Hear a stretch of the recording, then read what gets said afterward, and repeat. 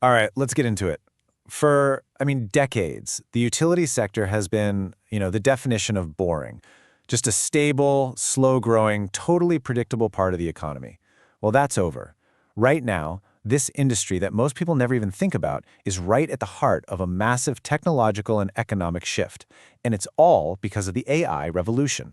So today, we're going to break down why the companies that literally keep our lights on are suddenly one of the most exciting stories on the market.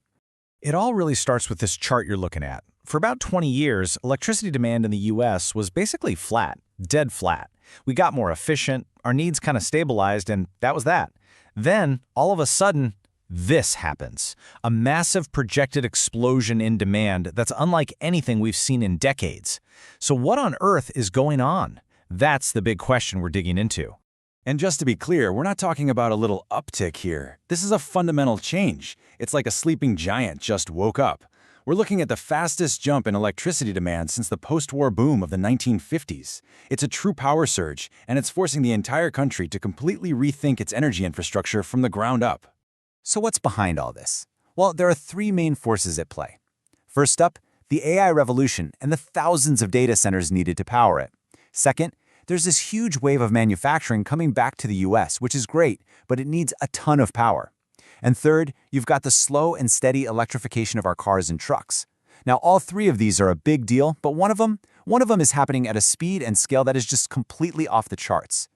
And yep, that brings us to the main culprit: artificial intelligence. The amount of computational power it takes to train and run these AI models is, well, it's just mind-blowing. And all that computing happens in these enormous buildings called data centers. You can think of them as the new factories of the 21st century, and they have an absolutely insatiable appetite for electricity. Now check this out.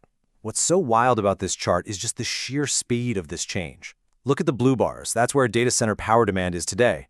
Now look at the orange. That's the forecast. We are on track to more than double the electricity we use for data centers in just the next 5 years. And the crazy thing is, this forecast keeps getting revised upwards because the growth is happening faster than anyone even thought possible. To really put this into perspective, just look at this quote from XCL Energy.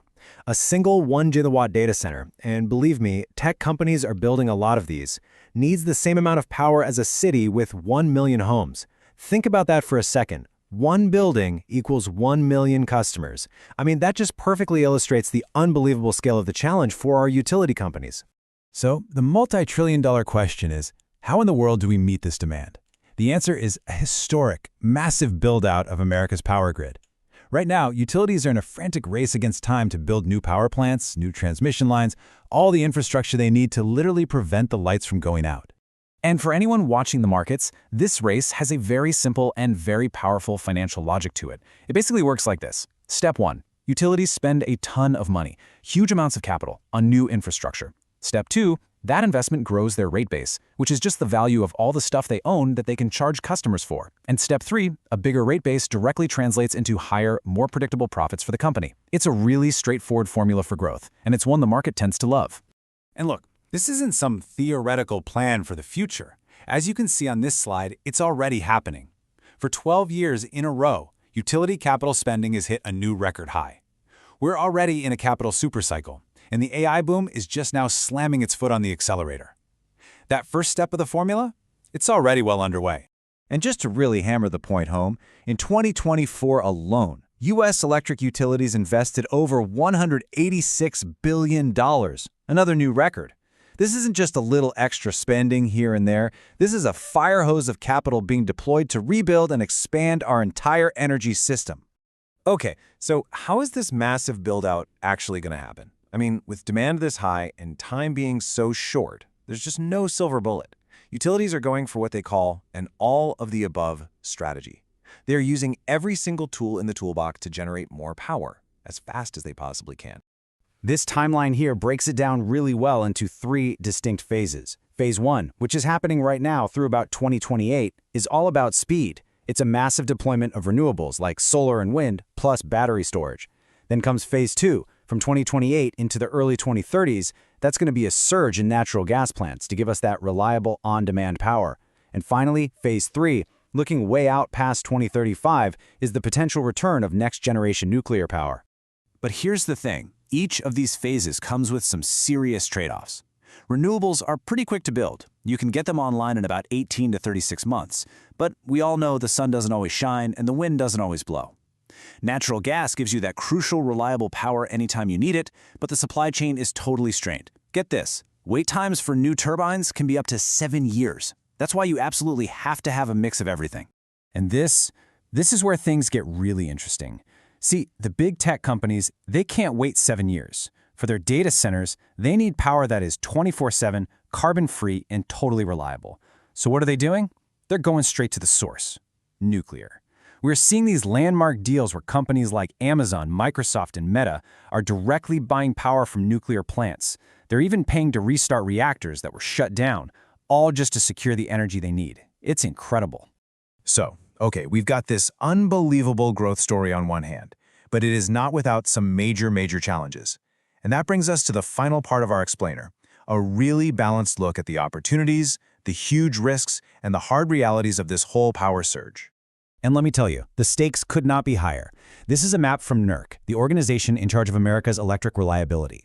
The areas you see in red and orange, that's over half the entire continent, are at an elevated or even high risk of energy shortfalls in the next few years.